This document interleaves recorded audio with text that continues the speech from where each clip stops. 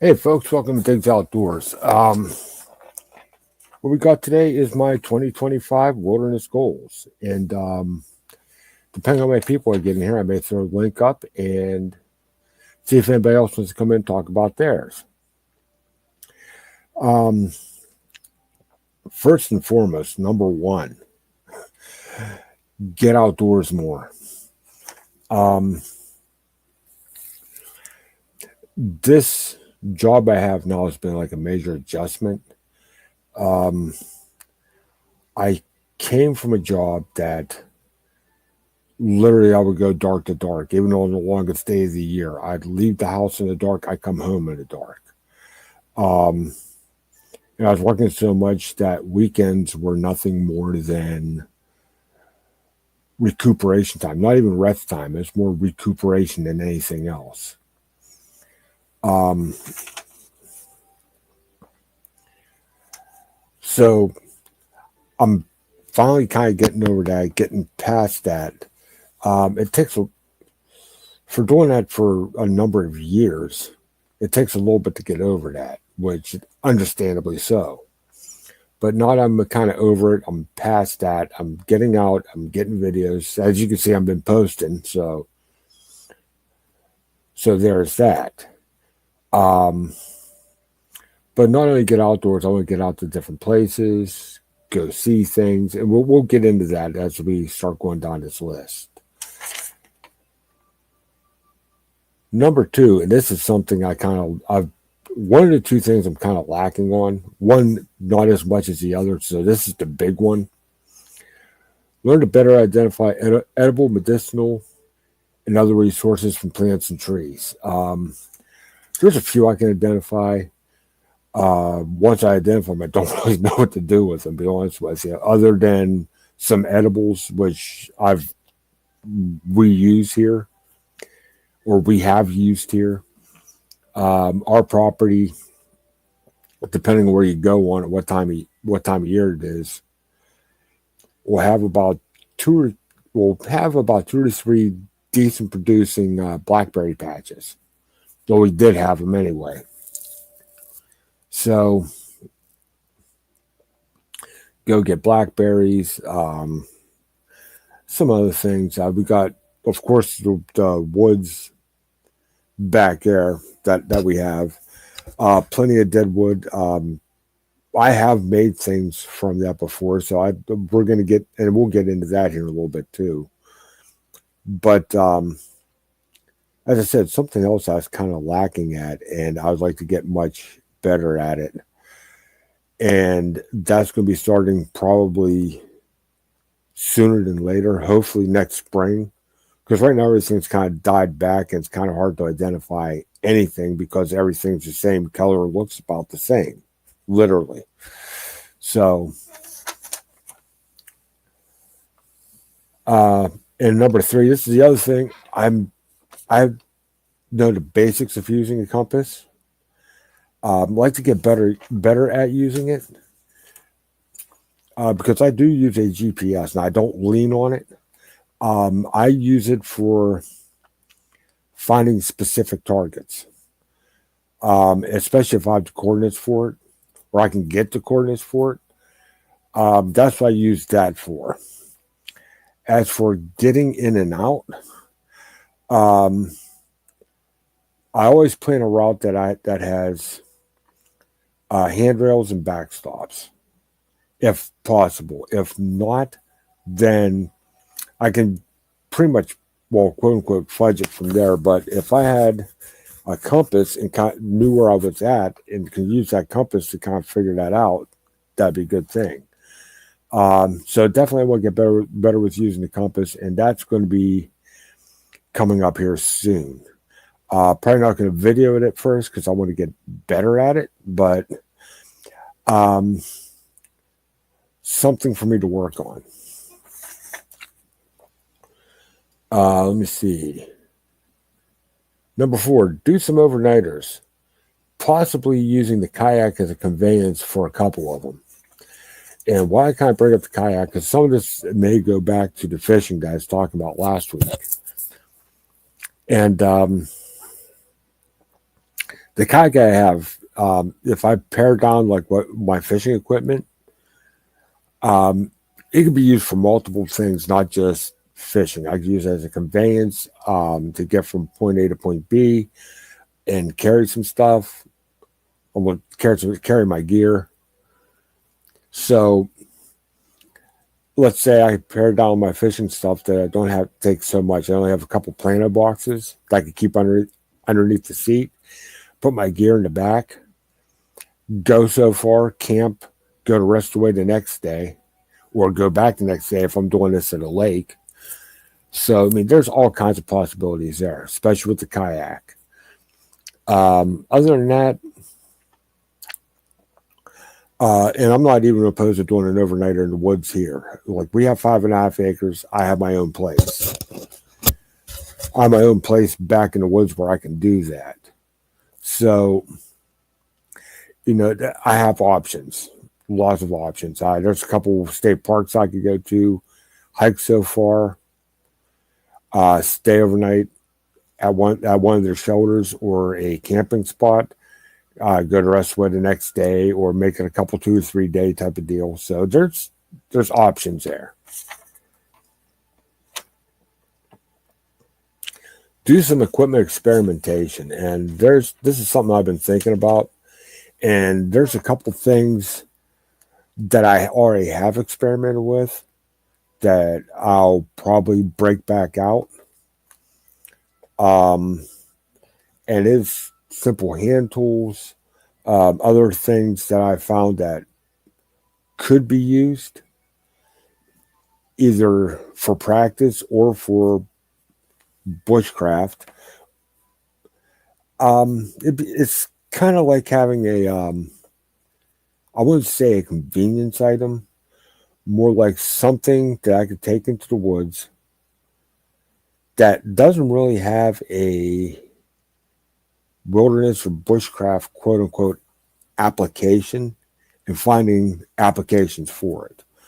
And you'll see those because I'm thinking about revisiting, hey Carol, revisiting that in this weekend when I do my next batch of videos. Didn't have a chance to shoot last weekend because it was raining like cats and dogs, and not so much I'm afraid of getting wet. I don't want to drag my camera equipment out there because no. Which brings me to number 6, better camera equipment and skills. I'm a photographer. I have great photography skills. Videography, it depends on which camera I use. I've been using the GoPro a lot, and it's an older GoPro 5. I mean, there it is right there. Older GoPro. I think it's a 5. They're up to a 13 now. So this is many generations old. It still works great. Don't get me wrong. It still works, but yeah, I think it's time to upgrade this. At least upgrade this. And some of my gear, because this thing's loose. You can hear this thing when I'm using this, kind of jiggling around.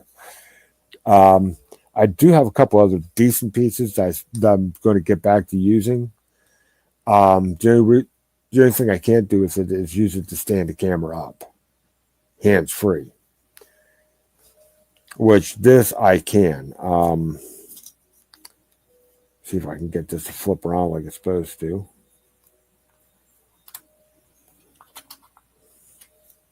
There it is.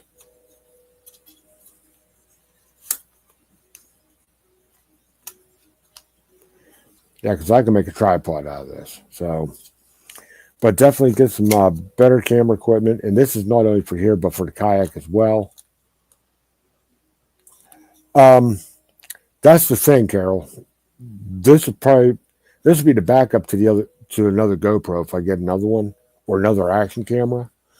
The big camera that I'm probably going to be using here in a little bit, or I should say a little bit later, that one's not going to be going on a kayak with me unless I specifically take the kayak out to take pictures. But I probably won't be doing video with the big camera, especially over the water. little paranoid that's going to go overboard, and that's going to be a lot of money lost. So,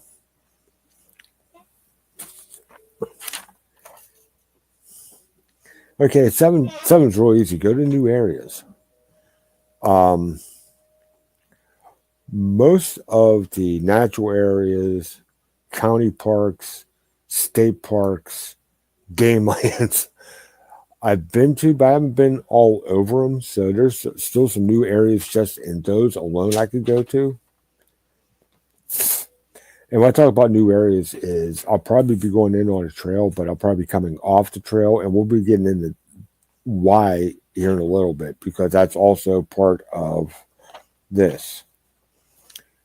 Actually, it's number 8. It's be the next one, and that'd be find some of the things I found on Google Earth, like go out and find them, or find areas of interest and put them back on and put them on Google Earth. The one thing I found with Google Earth is I like to find things that could have been historic, maybe not in the grand sense, but in maybe the local sense of that area. Ruins, roadbeds, anything of that nature. Just so I could kind of get a glimpse of what was going on there before it became a park or a game lands or what have you. And a lot of that, well, not a lot, some of that stuff I found by using Google Earth. And you have to kind of play with the timeline till you get into a fall satellite shot where there's no leaves on the trees. Because two things are going to stick out. If it's a big enough structure, you'll see the outline through the branches of the trees. You'll see the outline on the ground. The second thing that will stick out like a sore thumb is a pine tree. Because a pine tree does not lose its needles in fall and winter unless it's dead. And then it permanently loses them. If you can find like a single one out in the middle of the woods, just all by itself, about a 50-50 shot, there's going to be some kind of evidence of human habitation around that as well. So finding those little things, it's kind of like you go out, you go to the tree. I think the last time I did this, I think I went to about 4 or 5 of them. Now I went to 4 of them, and I found things at 2 of them. One was an old house foundation, and the other one, hey, gunslinger. Hey, no problem, bud. The other thing was that I found was a spring house that was still operational. The other 2 didn't yield anything or anything significant. The one tree that I found had an old roadbed going past it, but it looked newer than everything else around it. Like it was a service road for some reason, and then or an old logging path that was used in like the 50s. Nothing that's like turned a century, let's say.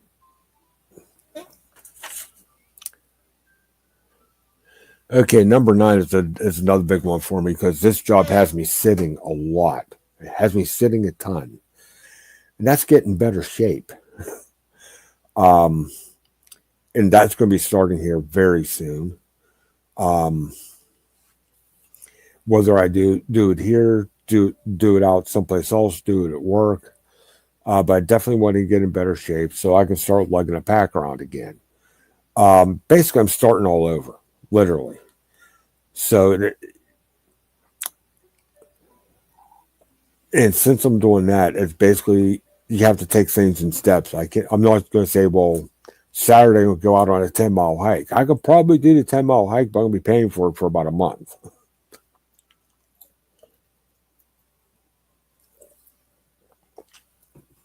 Which, if I get in better shape, I could probably do it a lot easier and not have any quote unquote after effects from doing it. Okay, number 10. Actually, 10 and 11 are going to go kind of hand in hand. Do some projects off the landscape, and number 11 is make some items or tools. Oh, wait a sec. Well, actually, yeah, it does. Make some items or tools to process things I get off the landscape.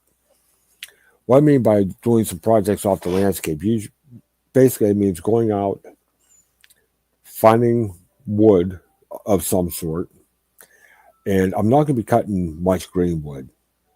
On our on our property here, if it's dead standing, it's fair game. If it's dead and fallen, it's fair game. If it's live and fallen, it's fair game. But if it's live and standing, we're extremely selective. In fact, we have a couple species of trees here that we don't have too many of on the property, and I'm trying to propagate them a little bit more than what they are. So trying to get some more. One of them is blue beech or musclewood.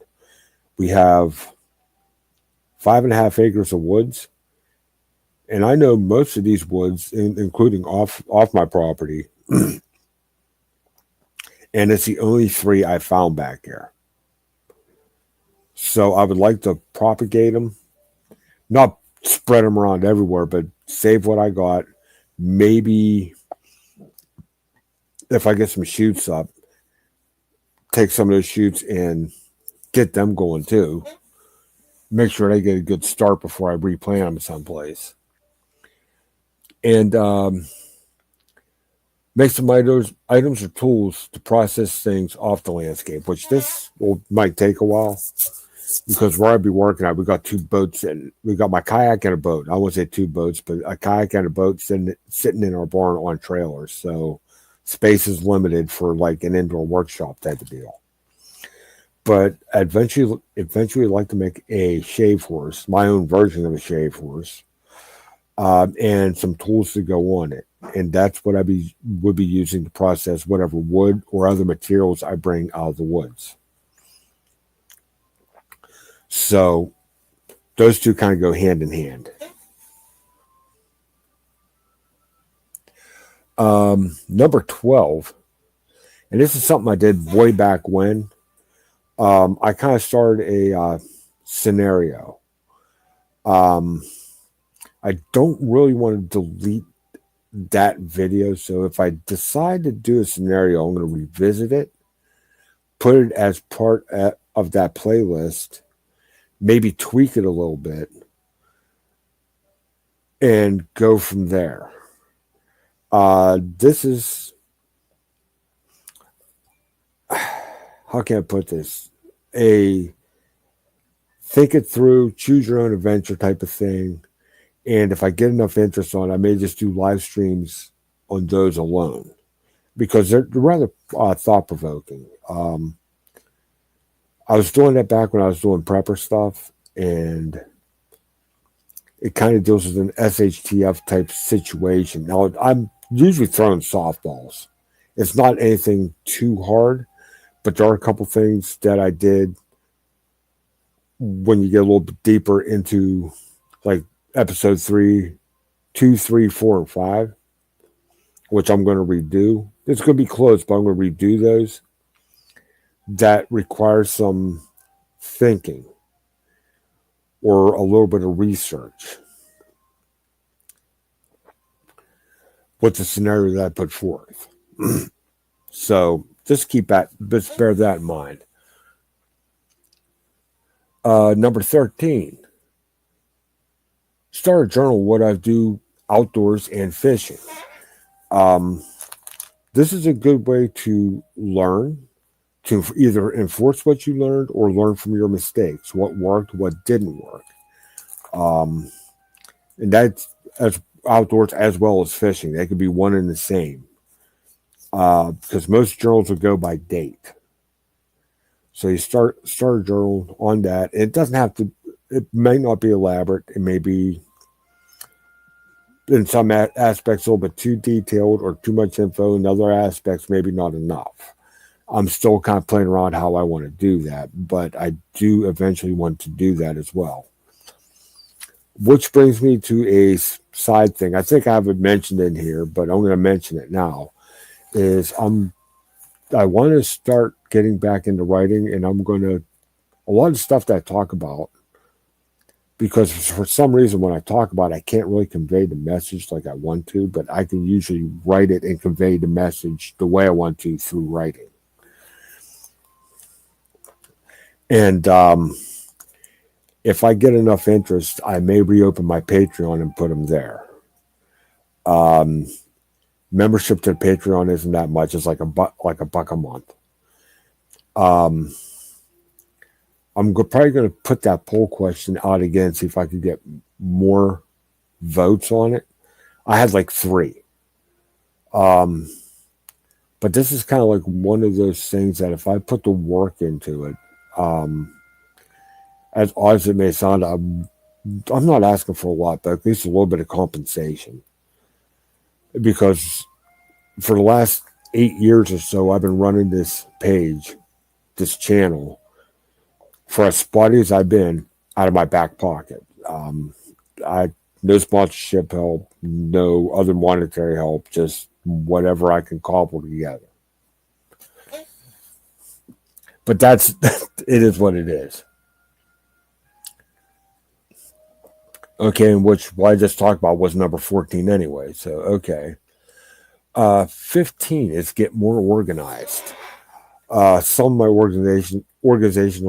organizational skills kind of seem to be lacking in some areas, so I want to try to shore that up, get that good to go.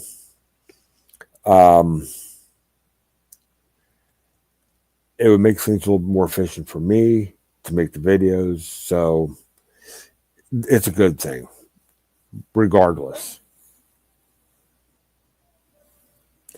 Number 16, I wouldn't mind doing some reviews, and I'm going to see what other people are reviewing, and I may go, depends on what direction or what they're reviewing, so I may try like an alternative direction or a different direction, and just see what I can come up with. And this is not only for outdoor stuff, or I should say wilderness, bushcraft, woodcraft, hiking, what you name it, but it's also for fishing as well, and just give my take on things. There's some things I see people reviewing that they say it's the greatest thing since sliced bread, and I think it's junk, and vice versa. There's other things that I happen to like, and other people call junk. So it's one of those things you kind of have to take with a grain of salt. Nothing's perfect. So again,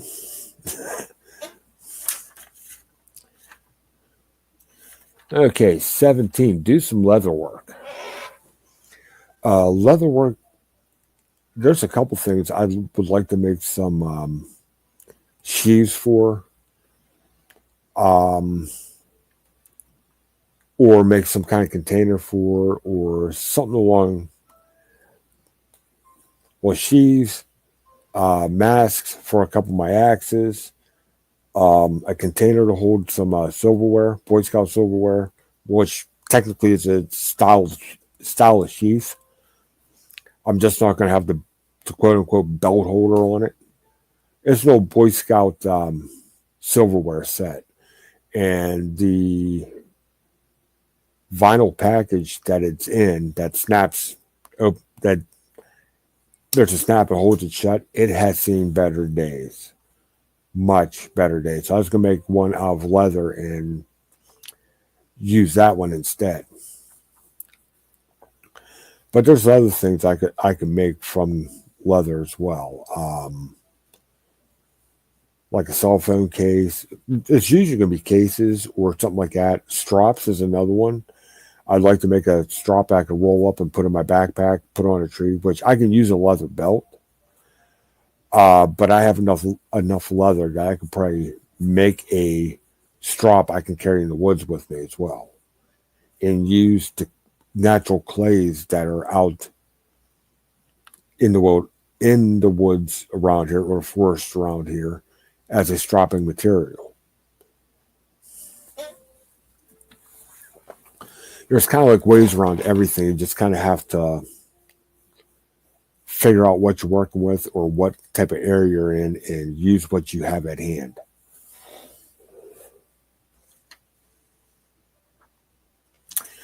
I'd also like to get some more, number 18, be like, get some more specialized tools. And what I mean by specialized tools for like some of the things I like to do off the landscape is I would like to make a Kuska out of some of the wood I got here. I'd like to make a ladle out of some of the wood I got here.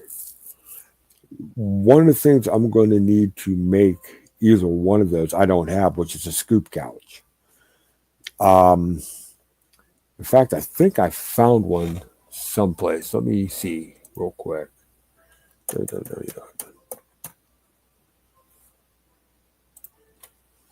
Yeah, I believe it's at Self-Reliance Outfitters. Woodworking tools. Let me see if I can find it here. Yeah, because as I said, I found one at Self-Reliance Outfitters, and that would suit my needs perfect. As soon as it decides to flop over.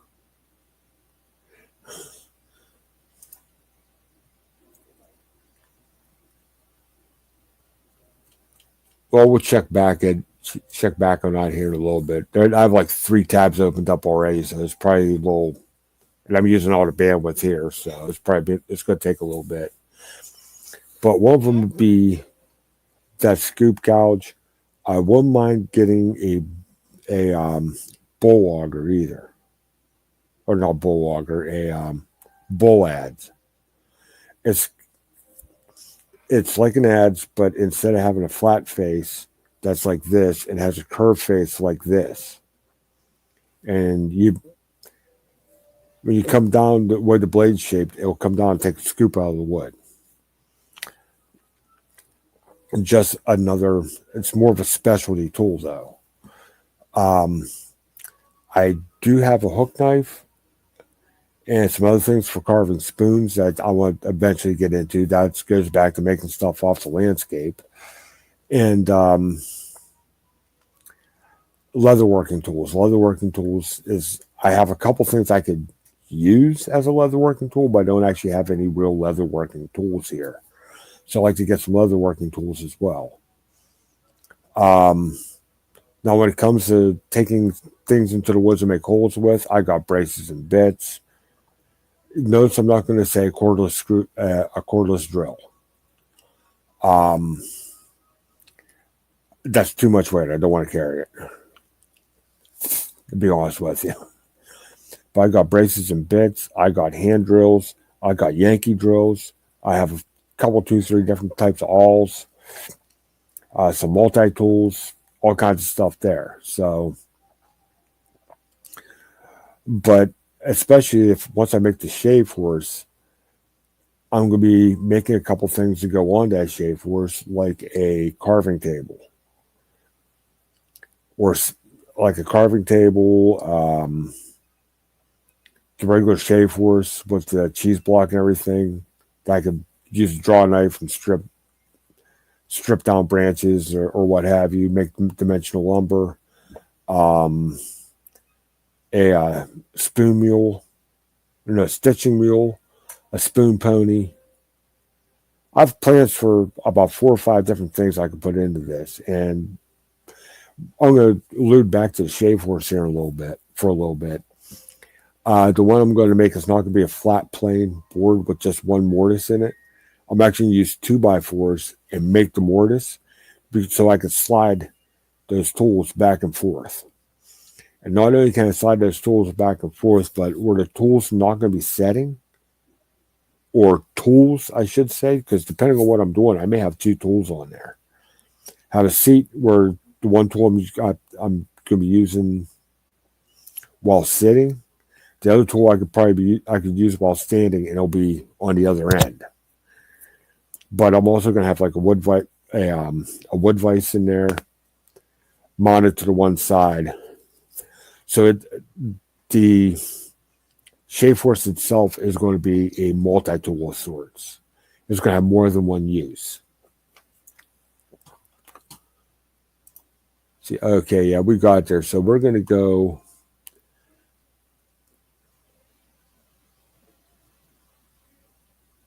Huh. Okay, they got the auger bits.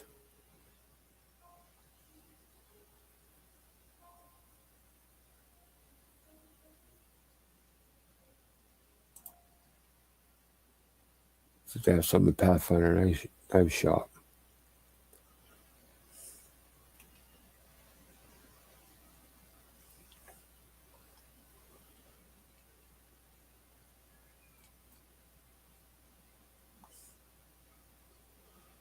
Well, they did have one anyway, and well,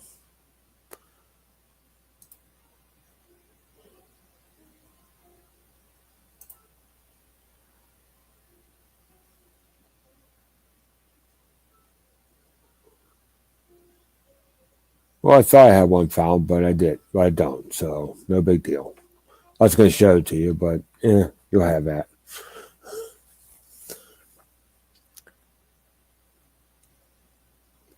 Okay, number 19 is possibly harvesting some of the wild edibles once I can identify them here on the property, which includes the blackberries, which we have harvested here before. I've never had it on video, but we've harvested them. But identify the edibles, harvest them, and then use them. I think that's fairly straightforward. And some of the things, because I know we have a couple different types of funguses here, or I should say mushrooms here. I'm still not. That kind of makes me a little leery because I don't know exactly what I'm looking at. But there's a few things that I'm probably going to be able to find.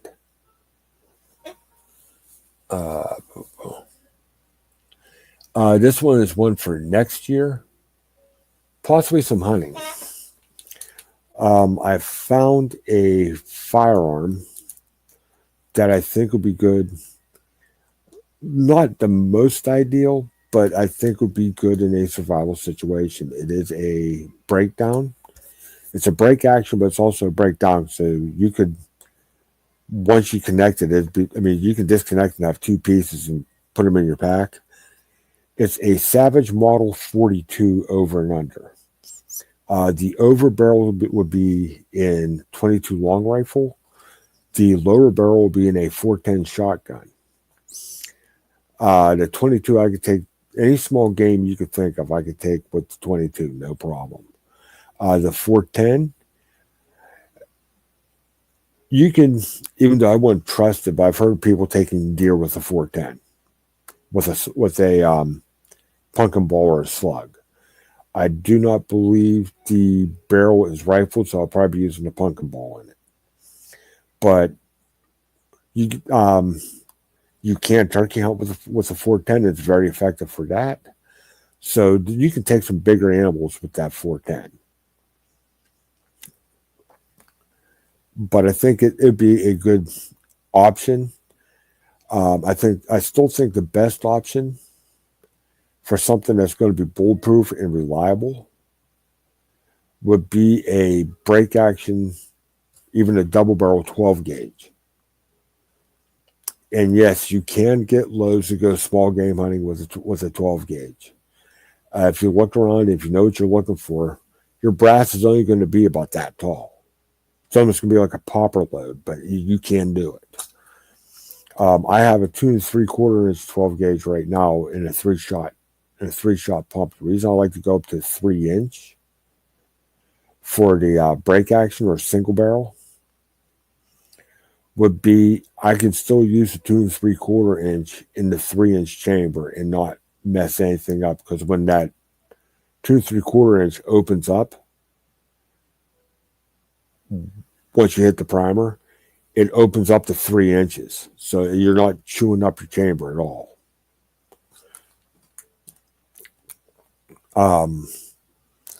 We've done that here before, never had an issue with it.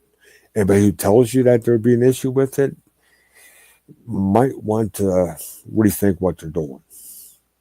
Because as I said, 2 3/4 inch and a 3 inch chamber is not going to hurt anything. Now, if you take a 2 3/4 or 3 inch chamber and put it in a 3.5 inch, and there's some of them floating around out there, I think it's overkill, but there's some floating around out there. Now you may have some problems tuning up your chamber, but 2 3/4 inch and a 3 inch shotgun, you're not going to hurt anything. 21, and I'm still kind of up in the air about this,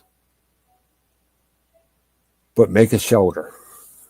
Not just throw a tarp up or throw up a tent that already has its pigs and everything. Maybe have a tarp and procure some logs off the landscape and make a shelter.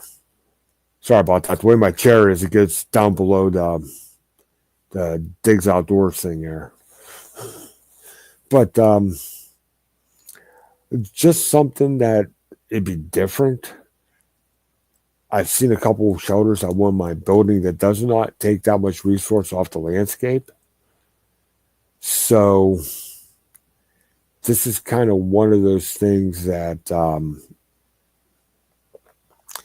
if I do decide to do a shelter,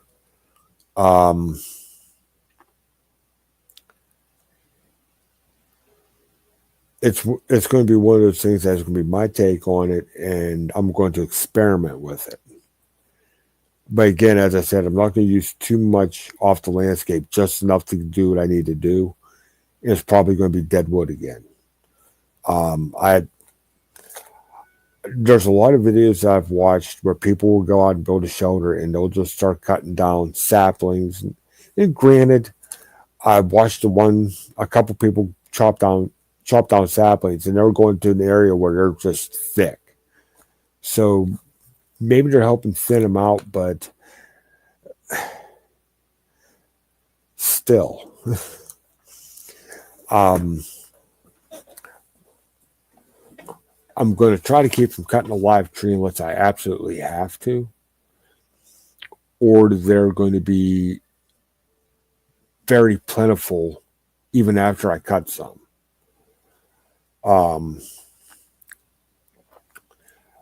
If you look back to the videos I have, when it comes to cutting stuff, we do have a trail network. We have 5.5 acres, but we do have a trail network here, which I will be using that trail network to get to resources. But this is one of those things that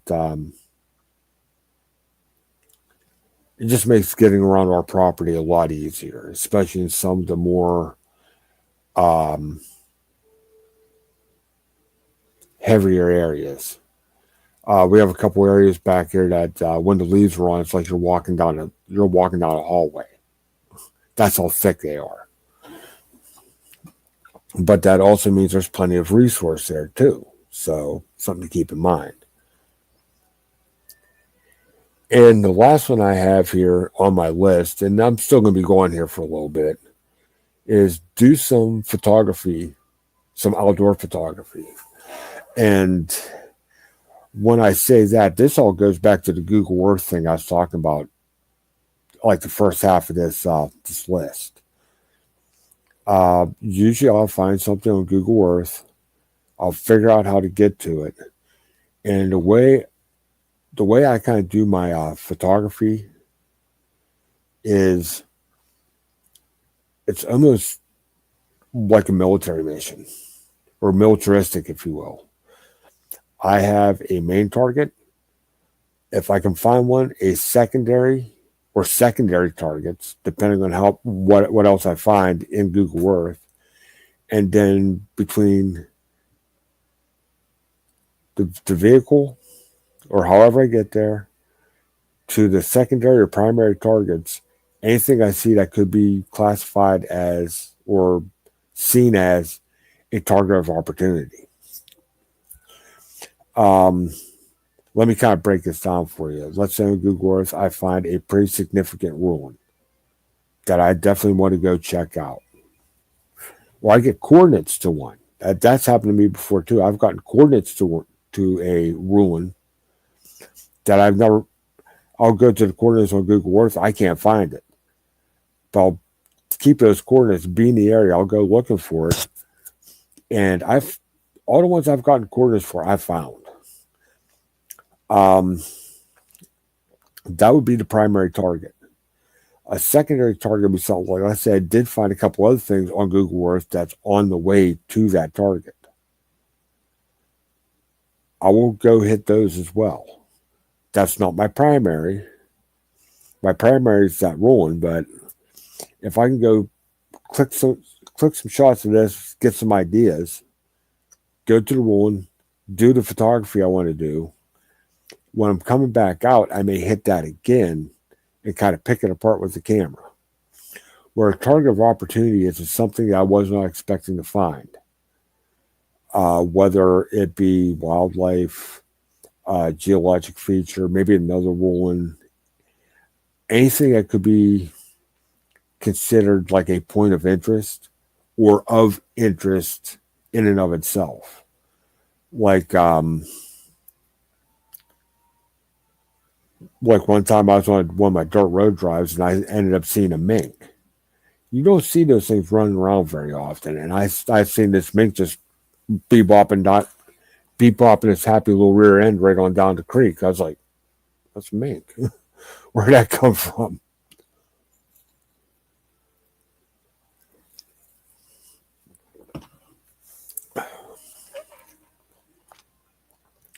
So there's a lot to unpack there, but those are 22 I came up with just today. I'll probably come up with more.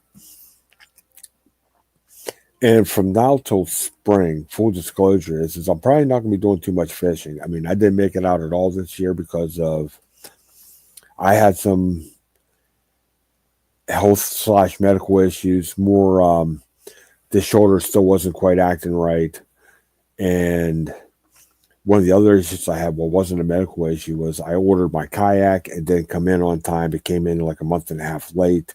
That kind of put a damper on that part of it. So then my dog started having medical issues. So it is what it is. Um, so by kind of refocusing back on like the bushcraft-ish, hiking-ish, photography-ish type of stuff, I can do that right outside my back door. Some people say it may not be genuine. I offer you full disclosure on this. Like, yes, I'm going out my back door to do this. And the reason I'm going out there to do it is I can access it now. Um, Especially the time I get done. By the time I get to someplace to do this on the way home from work, I have a very limited shooting window. In fact, some of the videos I might be doing here in the near future, I'm probably going to be doing them inside because there's going to be refurbishing stuff that I want to use out there, which I'll probably be shooting a video explaining a little bit more on that this weekend because I'm going to be going into cutting tools part 2, which is going to be hatchets, hand axes. Might pull my tomahawk out for this one, maybe not sure yet. But that's the one thing I didn't cover when I started talking about cutting tools, and it's one to consider, but one you probably won't carry every day. I have one, well, it's not new anymore, but one you can still go out and buy for about $40. Very good hand axe. Or ones I've picked up or been given to me either from flea markets or helping somebody at their house and like, hey, you can have that if you want it, type of deal. So, and this is bushcraft on a budget. And as we go through this, what I'm going to do is I'm going to everything that I showed you, I'm going to give you the price on it, and we're going to see what this comes up to at the end. So far we have cutting tools, and I showed you the cutting tool that I chose, which was the Camillus knife, the Camillus titanium, which you can get at a fairly decent price. I think it's under $20. So, and this is more of a, this is not like go out and buy this specific knife. This is more like a guideline. Because another knife that I got at a flea market, as soon as I find it here, I actually have right here. That said, I just have to access the drawer so I can get it out. There we go. It's this older Kephart design. Now it's stainless, 90-degree spine on it. This thing will shoot sparks.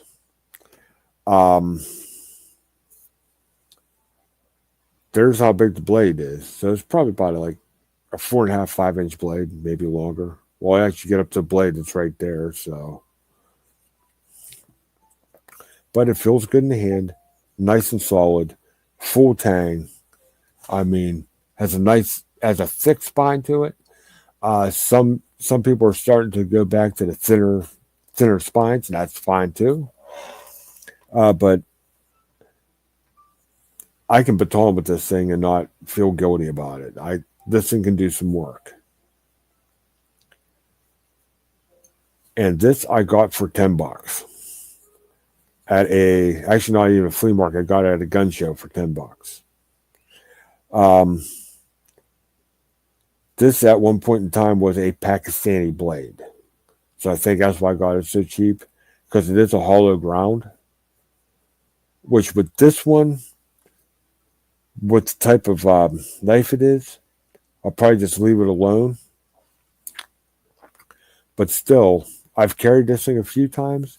It is a very good knife, works very well. So like, there might be some cheaper options out there. You just have to know what to look for. Which is another thing I want to do over the winter. As we talk about the budget bushcraft, and that's one of my goals actually, is I want to finish that, get that series done, finish it, and it's probably going to be, I'm trying to keep the videos between 5 to 10 minutes long. I don't want to go too much longer than that.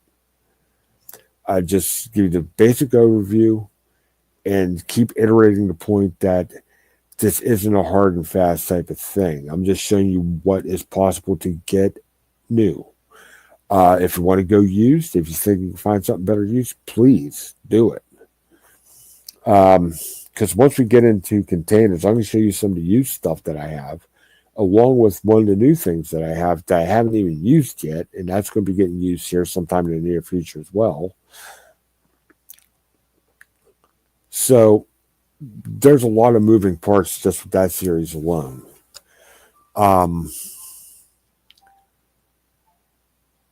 There's a couple other series I'm kind of thinking about doing off the top of my head. Which leads me to this is I know I posted a schedule and I'm kind of loosely sticking to it. I think I'm going to rework that schedule again. Might take some things away, might add some things. One of the things I'm going to add though, since I batch shoot on the weekends, and I'm going to be, since it's hunting season right now, I'm probably going to be doing most of my batch shooting instead of on Saturday, on Sunday. So I can hopefully get the material for about 7 or 8 videos shot at one time. And then I could release them as I go.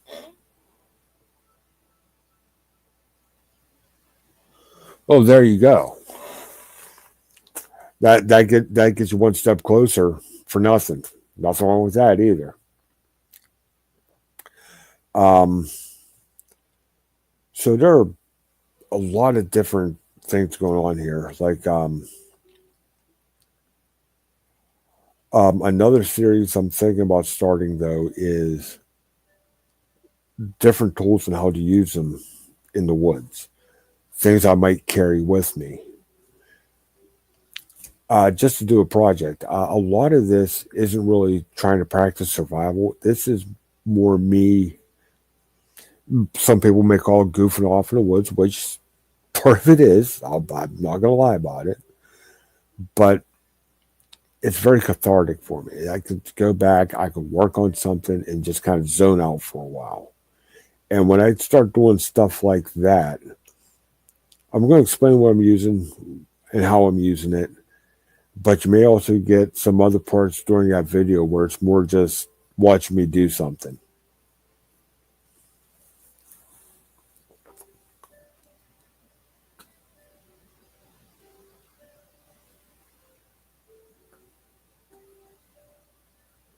Oh, there you go. There you go. I worked at a couple places like that too. If someone hit the lost and found, we kind of lay claim to it. And if nobody shows up, it's ours. I've been there, done that.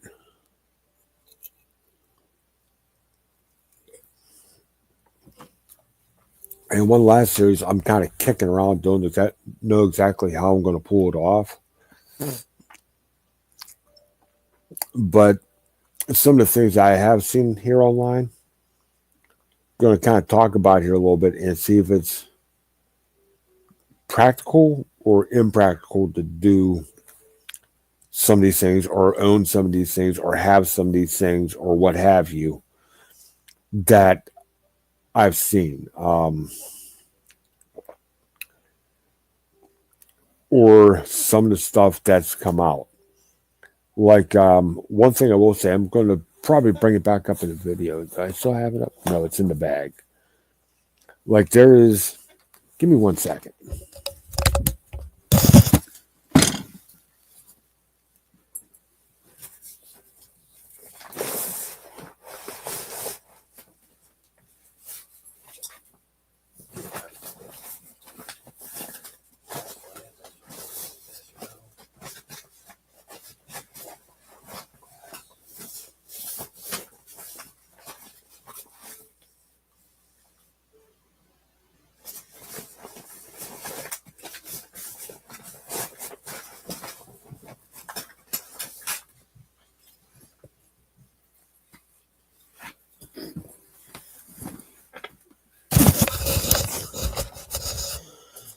Like I'm going to be talking about, when I talk about axes and hatches, one thing to stay away from, even though you can get some of these things dirt cheap, is something, since I get it out without cutting myself, something like this. Kind of like a para hatchet or a skeleton hatchet. All it is a piece of 440 stainless plate. Does have a decent edge to it, but that's about it. I mean, to use this thing, it's supposed to be wrapped with paracord, number one, and the paracord that they had on it was about useless. First swing, half of it came off. Still tried using it after that, and the way this is here, and the way it fits in your hand, it just, every time you hit something, it just, you can feel it vibrating through your hand. I had a big straight line bruise going across my palm from using that. So one of the things I'm going to do with this, and I know I'm going to tell people to stay away from buying them, but if they did get one of these, I'm thinking about turning this into a little crafting hatchet. And first thing I would do is, you can kind of see it has some of a hollow grind going on it right here. I'm going to take a file. I'm not going to take a grinder. I'm going to take a file and work it down. And the reason I'm going to use a file is I'm not going to be adding too much heat to this. I mean, it's supposedly 440 stainless, and I said it holds a really good edge on it. But I'm not exactly sure how cheap the stainless is, because even while I was using it for small cuts, it was going through it like butter, but it's very uncomfortable to use. So as I said, the first thing I was going to do, I was going to take this hollow grind out and kind of do a Scandi, use that file to do a Scandi grind. Kind of flatten this out, because if I do hit something that's hard, this blade's going to get damaged really quick. The Scandi grind kind of gives it a little bit more beef. I'll still get some damage, but something I could work with. I could probably work out. If you get some damage in this, it's going to take you forever to work it out. The other thing I want to do is put some kind of scales on it back here to actually have something you can wrap your hand around to get some good purchase on it. And that will probably give you just a little bit more leverage with it. Now, I could take it out, put it in my backpack because it weighs next to nothing.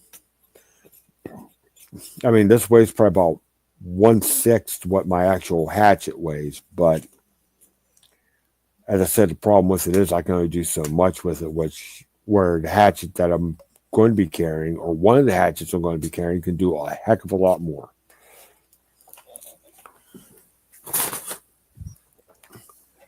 So, I mean, with that, once I do the blade and I get the handle on it, get everything all pretty much hunky dory and squared up on it, I think it'll be good for crafting purposes, but not for camping or survival, even though it's built as a survival hatchet. No. So yeah, this should be my 2025 wilderness goals and other musings. Trying to see, I got about 4 minutes left here, so I can go into something else here real quick. Just trying to think what. Well, actually, after I do the axis part of the budget bushcraft, I'm probably going to go into the fire section next, or combustion devices. I'm basing this off of Dave. One thing Dave Canterbury is pretty much championed is the 10 C's, and it is not a survival kit. This will not ensure survival, but it will make that, maybe if you have gone to a survival situation, a little bit easier. In fact, if you know what you're doing, it's going to be one of those, instead of being a survival, it's going to be more inconvenient camping if you know what you're doing. As I said, will it guarantee survival? No. Will it aid in survival? Yes. There's also one thing I know a lot of people who hike or venture. Oh, I hear you, Carol. Or do anything of that sort with a little bit of a older school mind frame will carry that 10 C's on them. Sometimes they'll use them, sometimes they won't. I got my day pack back here, my sling pack that I have the 10 C's in, and there's a lot of stuff I use in there every time I take it out, and there's a couple items I haven't used yet. But as I said, I'm going out day hiking, which means I plan on being back the same day. Do I need to carry all that stuff? And it's only like, I have to wait again because I just redid it, so I took some stuff out. But I think the pack itself right now only weighs about 8 pounds, and that's all 10 C's. So take that with a grain of salt as well.